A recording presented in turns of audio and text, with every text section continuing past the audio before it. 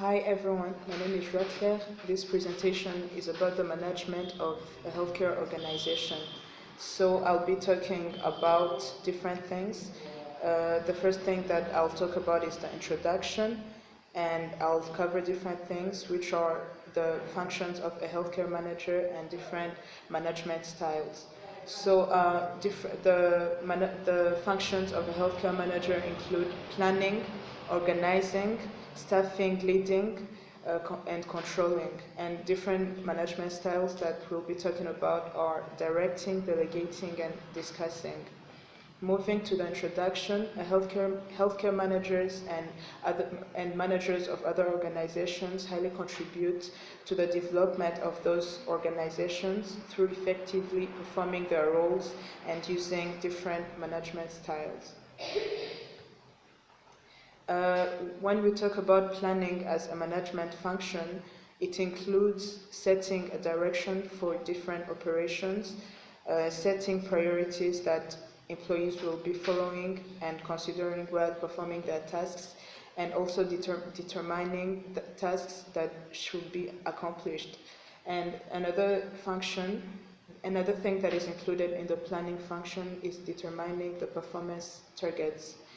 So as an example, when a healthcare manager sets tasks to be accomplished by the end of the year and the criteria for success, this is an example of planning. Moving to the next point, which is organizing as a management function, it refers to the overall design of the organization, creating distribution of authority and responsibility, determining different positions of employees, establishing the teamwork assignments, and as an example, when a healthcare manager delegates responsibility to different team leaders within the organization and tells them a period of time in which they have to complete their assignments, this is an example of organizing. The next function of a healthcare manager is staffing. So staffing refers to acquiring and retaining human resources and also developing and maintaining the workforce through various strategies and tactics. As an example, when a healthcare manager decides to recruit more employees and also provide trainings to employees so as to expand their skills and knowledge about their jobs, this is a staffing example where the manager ensures that the employees have different skills that are adequate for the job that they're performing. And another function of a healthcare manager is leading, and leading refers to determining what needs to be done within an organization and also determining who needs to do it in the organization, and also initiating action in the organization through effective leadership and communication with subordinates or other people that are inferior to your position. As an example, when a healthcare leader or a healthcare manager of an organization can allocate tasks to other staff members and point out who will be in charge of performing each task by being specific and giving orders or directions that other employees should follow.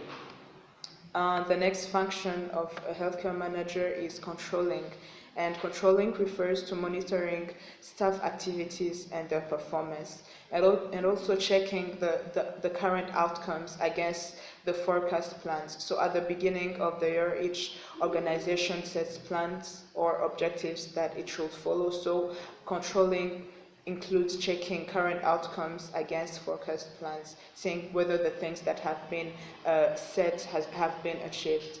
And another thing that is involved in controlling is making adjustments when necessary so that goals are achieved.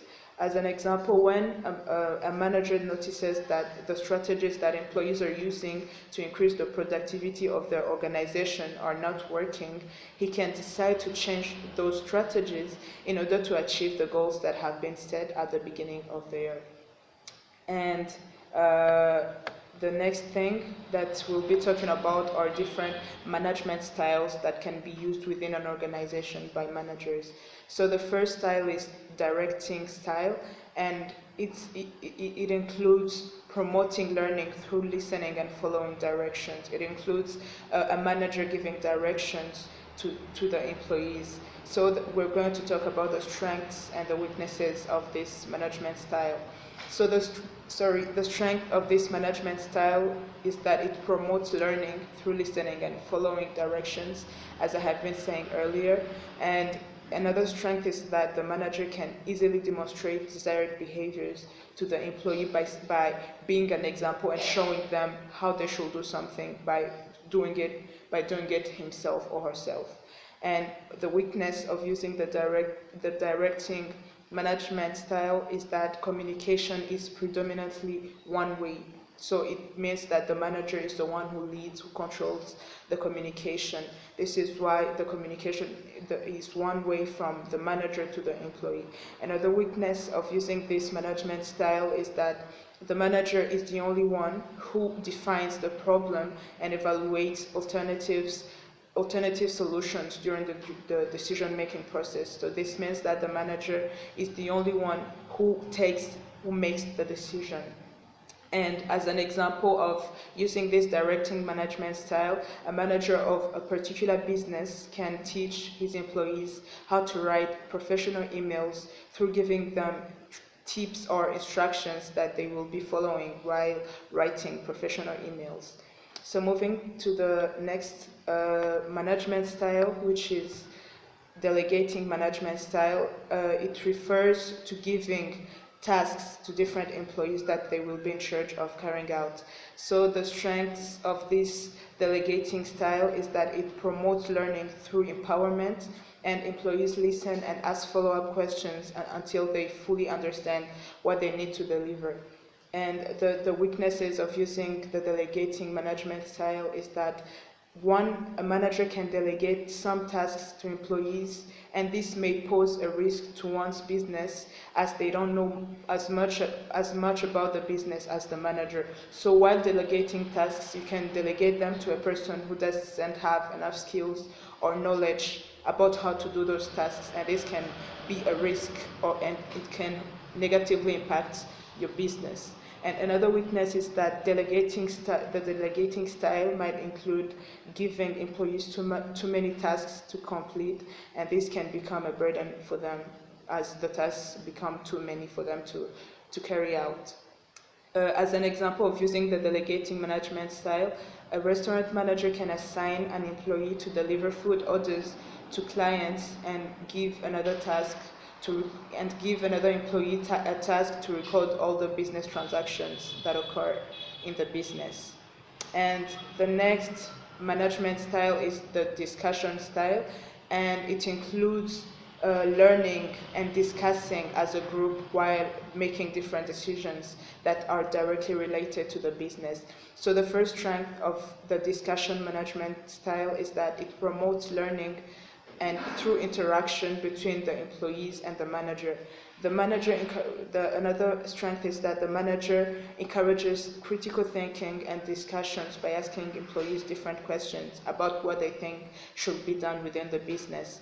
And another good thing about using this style is that communication is two-way, as discussion is between the manager and the employee. The different weaknesses of using the discussion management style is that it slows the decision-making process and the process of taking action. And another weakness is that conflicts may arise as people have different ideas and opinions about a particular topic.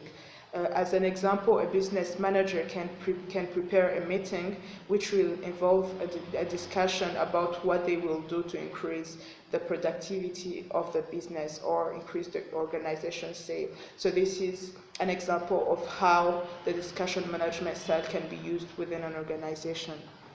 And as a conclusion, healthcare managers or other managers in general should ensure that they carry out their responsibilities within their organizations and use effectively different management styles in order to collaborate and also motivate their employees. Thank you.